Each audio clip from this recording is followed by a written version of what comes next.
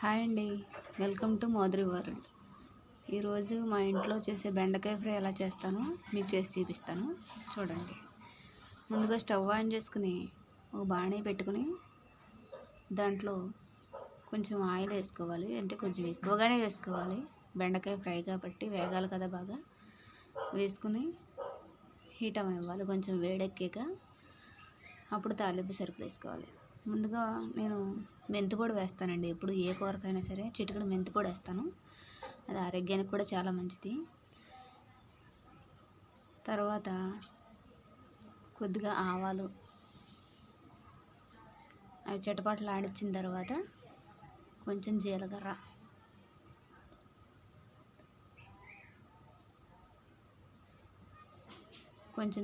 వేసుకోవాలి. అవి బాగా వేగాలండి.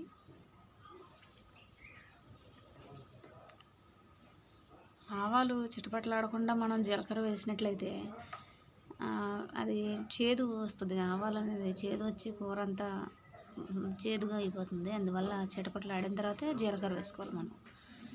సరేనండి. తర్వాత వెల్లుల్లిపాయలు వేసుకుందాం. ఒక పాయ తీసుకోండి. ఒక పాయలో ఎన్ని పాయలు వస్తే అన్ని వెల్లుల్లిపాయలు వేసుకోండి చితక కొట్టుకుని. ఈ ఫ్రై ఏంటంటే బ్యాచిలర్స్ కూడా ఈజీగా చేసుకునేలాగా ఉంటుందండి ఈ బెండకాయ ఫ్రై. మన ఇంట్లో ఉన్న తక్కువ ఐటమ్స్తోనే మనం ఇది చాలా ఈజీగా చేసుకోవచ్చు. పిల్లలకు కూడా చాలా ఈజీగా పెట్టచ్చు. వెల్లుల్లిపాయలు చితక్కొట్టుకుని నూనెలో వేసుకుని వేగిన తర్వాత వెల్లుల్లిపాయలు బాగా వేగిన రంగు వచ్చిన అన్నగున్న తర్వాత ఎండుమిరపకాయలు వేసుకోవాలండి. 2 ఎండుమిరపకాయలు అయితే సరిపోతాయి. తర్వాత కరివేపాకు వేసుకోవాలి. అది బాగా వేగనిచ్చుకోవాలి. అదంతా బాగా వేగిన తర్వాత ఒక ఉల్లిపాయ చీరికల కింద కట్ చేసుకుని నిలువుగా కట్ చేసుకోవాలండి. నిలువుగా కట్ చేసుకుని చీరికలు వేసుకోవాలి. ఒక పాయ సరిపోతుంది ఫ్రై కాబట్టి మనకు ఎంతో అవసరం ఉండదు. ఉల్లిపాయ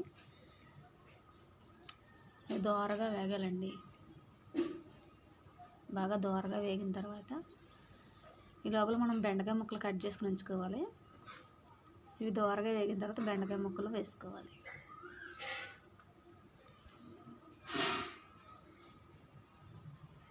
తర్వాత చిటికెడు పసుపు వేసుకోవాలి. ఉప్పు, దానికి సరిపడగా ఉప్పు వేసుకోవాలి. ఉప్పు వేసుకుని మొత్తం బాగా కలపాలి.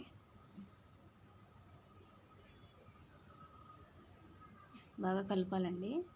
ఫ్రై బాగా అవ్వాలి కదా. సిమ్లో పెట్టుకుని చేసుకోండి. ఏ ఫ్రై అయినా సరే సిమ్లో పెట్టుకుని చేసుకోవాలి మనం. హైలో పెడితే మొత్తం మాడిపోయే ఛాన్స్ ఉంటుంది కాబట్టి సిమ్లోనే పెట్టుకోవాలి. చూసారు కదా, అలా కలుపుతూ మధ్య మధ్యలో కలుపుతూ ఉండాలి. మూత పెట్టుకుని మళ్ళీ తీసుకుని మళ్ళీ మధ్య మధ్యలో కలుపుతూ ఉండాలండి. నేను ఇదంతా కలిపిందంతా స్కిప్ చేస్తున్నాను, ఎందుకంటే వీడియోలు అంత ఎక్కువైపోతుంది కదా, అందుకని స్కిప్ చేశాను. చూడండి లాస్ట్కి ఎలా వచ్చిందో.